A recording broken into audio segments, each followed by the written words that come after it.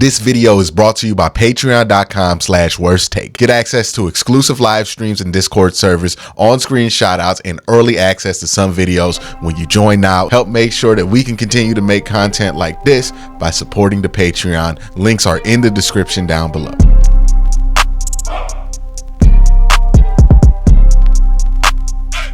So when I made the trip to go down to Mobile to go to the Senior Bowl, I didn't want to just get my perspective on what's happening. I wanted to get the perspective of other people who are viewing this from other lenses. And I brought on my guy, Kai Samuels, former offensive lineman in college football, also had a stint in the NFL, played professionally. So he knows what he's talking about when it comes to this. My first question for you, Kai, is when you're out there watching these Senior Bowl practices, what do you look at as somebody who's kind of been through this process before? And like from that perspective, you can be like, oh, okay, that's a good thing that they're doing, or that's a bad thing that us in the public, we might see and not really think much of, or might think is a positive, but it's actually a negative. So like I normally kind of specialize at the offensive line, defensive line. You know, I played offensive line and played a little bit of D line as well in my time. So when I'm looking at those guys, the first thing I'm looking at is like, who came in shape or not. And you can normally tell after the first couple minutes of indie period when they're doing the individual drills and going through the bags and cones and stuff like that, because those guys are typically the guys that are going to last longer in the practice because everybody there is pretty good. Like you're not going to be at an all-star event like this if you didn't have a good college career and you have some talent, some natural ability. So that's like the first thing I look at, who's not breathing hard, who's getting the extra reps, who's doing that stuff, because usually those guys are in better shape and those guys are going to be the ones that can, you know, do 4 or 5 one-on-one reps and not get tired, or do an extra period of team and, you know, get that look from the scouts or get that look from the media that can boost their profile a little bit. So that's like the first thing I look at. And secondly, I'm looking at the guys who, like, you can tell that they have good pre-draft training. So all these guys are training somewhere with some type of agency or some type of guy that they grew up with, specialist. And you can really tell in those defensive line and offensive line one-on-ones, because one-on-one with the wide receivers and the DBs is a huge disadvantage for those DBs. And if you can't run routes on air and beat guys with inside leverage, outside leverage, three-way goes, basically, it's probably a problem for you, a receiver. So I don't really take a ton away from those, but the offensive defensive line, those are interesting because you can see the guys that have been prepping for that, because it's different than pass blocking in a game, especially on the offensive line. Like I can tell the guys that have been, you know, repping that, fighting with his inside hand hard and moving that inside hip up, and you really get a good feel of who's been prepared for these type of environments, because even though it's different than the actual football game, it's still extremely important for your evaluation to get drafted to play those games. How do you prepare for that? Because I always feel like offensive linemen and defensive linemen have the worst, because it feels like the only way to prepare for something like that is to kind of do it. Like you can do certain drills and stuff, but like doing like the hand-to-hand stuff, like it's kind of like boxing. You just got to like spar or something. Like it feels like everybody else kind of gets to do this like safer version of preparing, but it's like y'all got to basically go up against somebody to figure this out and then prepare. Like how do you prepare for that?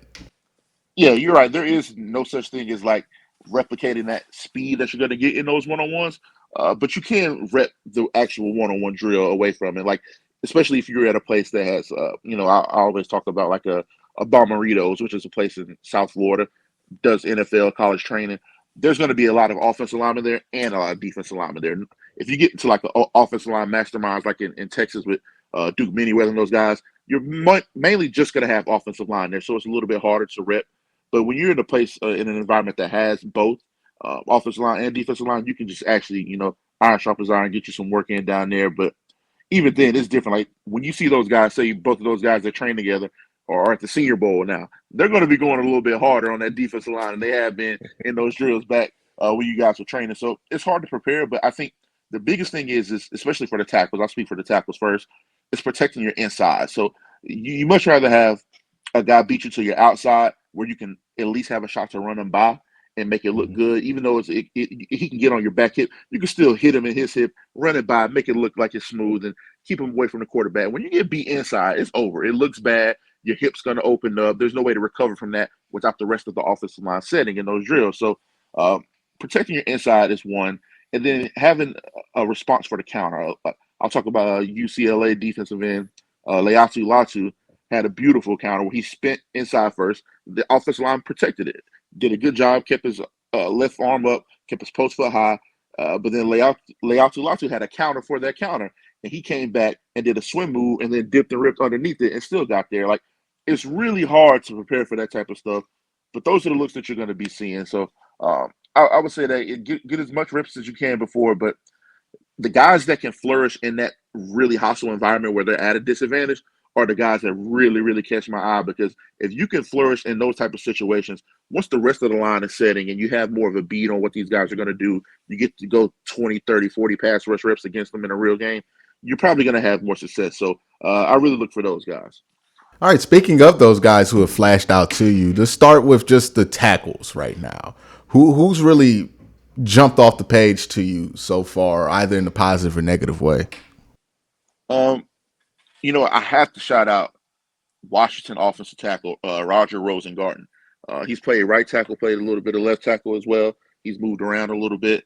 Um, but man, he's looked outstanding in these drills and against some really premier players like the Adisa Isaacs of the world from Penn State, who's going to be probably a top 50, 60 draft. He's going to go day one or day two.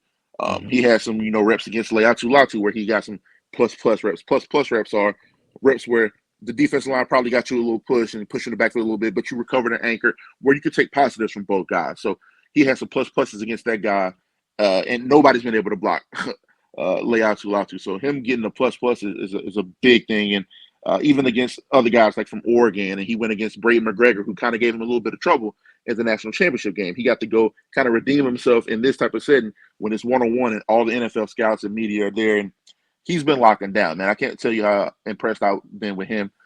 Just his like patience and his timing. He's so smooth and he's really good with his hands, like his timing and his tempo. He's not the strongest guy functionally. The next guy I'm going to talk about is that guy that's just a beast functionally strength wise. Mm-hmm. But if he can put on some healthy weight and like gain some functional strength, I think he has like a Pro Bowl caliber uh, ceiling. I think he can reach that relatively quickly if he's able to add some of that functional strength. And then the guy that I'm going to talk about, who's not really a sleeper by any means, but he's one of the guys that kind of checked the boxes that he needed to confirm he's a top 20, 25 pick, and that's Talisi Fuaga, Mm-hmm. excuse me, from Oregon State. He looked phenomenal this week. He's a guy that he's kind of like the opposite of Rosie Gardner. He's not as smooth or he's not as uh, technically proficient, but he's heavy-handed. He has a great anchor when these guys are doing these counter moves. He has a redirect.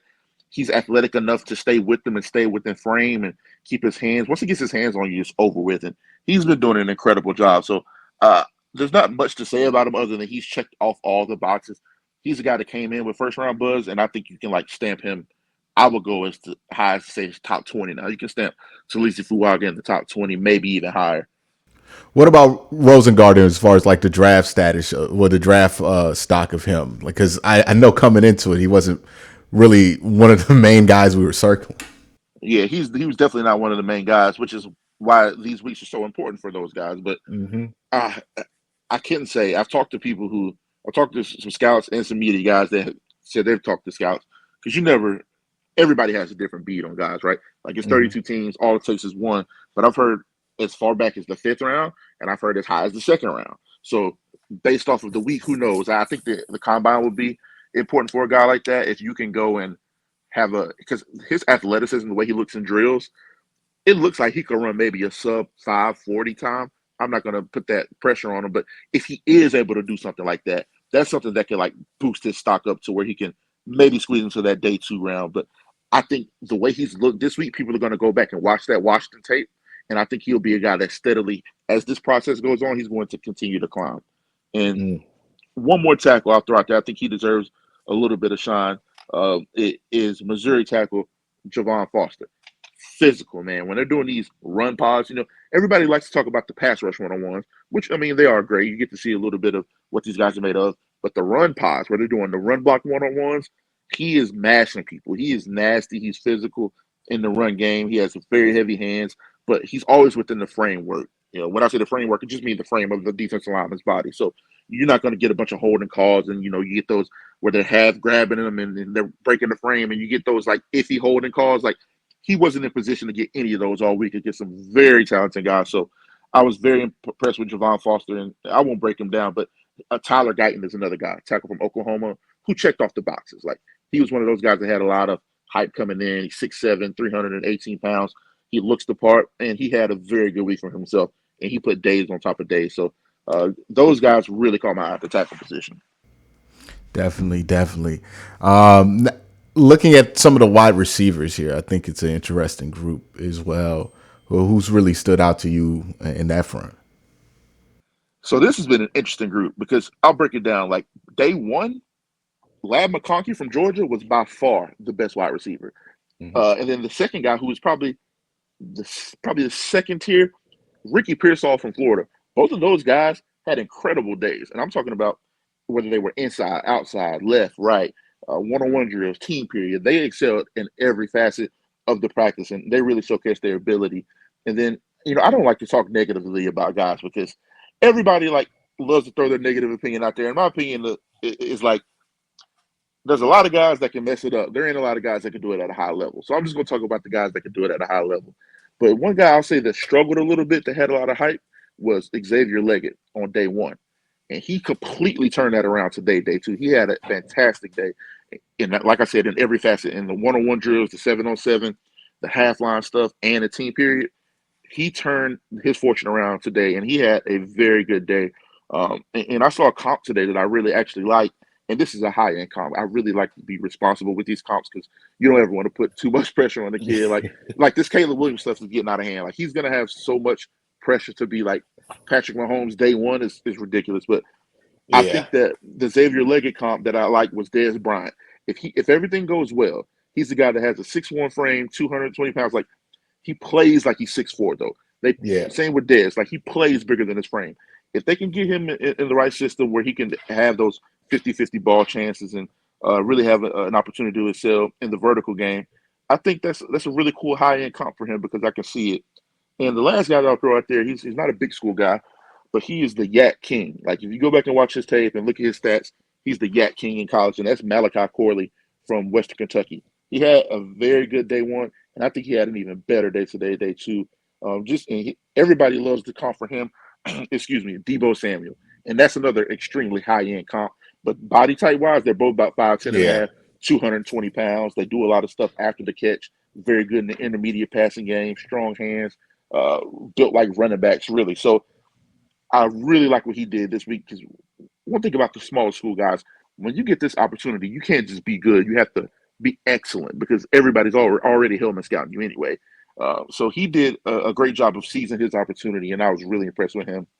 And one more guy that I'll shout out is Roman Wilson from Michigan. I think he had two very good days back to back, showcased a lot of his speed, some of his route running ability, and he made some tougher catches than you probably think he would make watching the film and watching. Because, Michigan was so low risk in their offensive attack the last 2 years, he didn't really get to showcase his ability. So I think settings like this are cool for guys like him because he got to showcase a little bit of that this week, and I really think he flourished. Yeah. Well, any of the tight ends from a blocking perspective stand out to you? Because I know the Browns are looking to get some blocking tight ends. I know that the Minnesota player he had a nice play in 11 on 11s. Yeah. He's been pretty good. I think he's been good. There's another guy, AJ Barner is his name. Yes. AJ Barner. He's been wearing 89 out here, so I don't know why. I know his name, I just couldn't remember. But he's been looking really good out here blocking. He didn't have as great a success in the one on ones and the passing game stuff, but he looked great in inline blocking and especially in the team periods because it's tough. Like in these type of settings, these defensive linemen and linebackers, they're getting downhill because they're not studying the playbook. They're putting in base formations and tell them to go Mm-hmm. let your natural ability shine. They'll give them a play or two where they can just have some structure, but they're getting upfield, they're crashing, they're trying to put on a show for 100 scouts and media guys. So it was impressive to see him out there on the edge and popping some of those big runs and being able to seal those edges and dig guys out. I really, really was impressed with his ability the last couple of days. If you had to call it 2 days in, your Senior Bowl practice MVP, both sides of the ball, who do you feel like you would be in the front seat for you right now? Oh, well, this is a no-brainer on defense. Defense is Quinion Mitchell cornerback from Toledo. Yeah. He is incredible, man. Like, and he's a guy that I thought fringe first round guy coming in. Now I'm like kind of kicking myself because that's still a high. I mean, listen, from a Mac guy, um, that's still very high praise. But I think he might be top 15. Like he might be in the. I think him and Terrion Arnold are fighting to be the first corners off the board. Now I really think that like those two guys for their versatility, their athleticism, their patience, their willingness to contest in the run game as well. I think they're on the same level. I think those guys are fighting for cornerback one right now. I really believe Quinyon has solidified himself to that level. Um, and then for the offensive MVP, I don't think it's very close here either. I think Spencer Rattler has done more for himself than anybody else at the Senior Bowl right now. Maybe Rosengarten as well, if we do from an offensive line perspective. But I'm just talking about it from the narrative standpoint. There's been Hmm. some guys that have had great practices, but if you talk about a guy that's done more for himself as far as performance on the field and changing narratives in media and maybe some scouts around him, Spencer Rattler has looked incredible the last 2 days.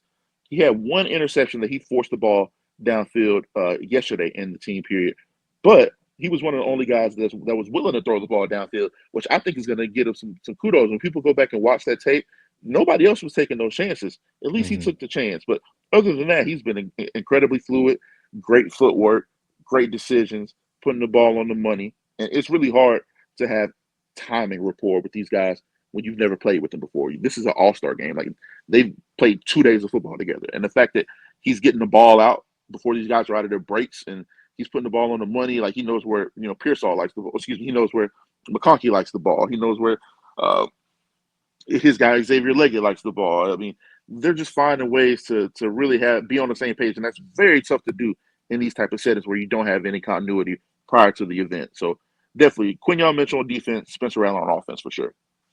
Well, thank you, Kai, for coming on, man.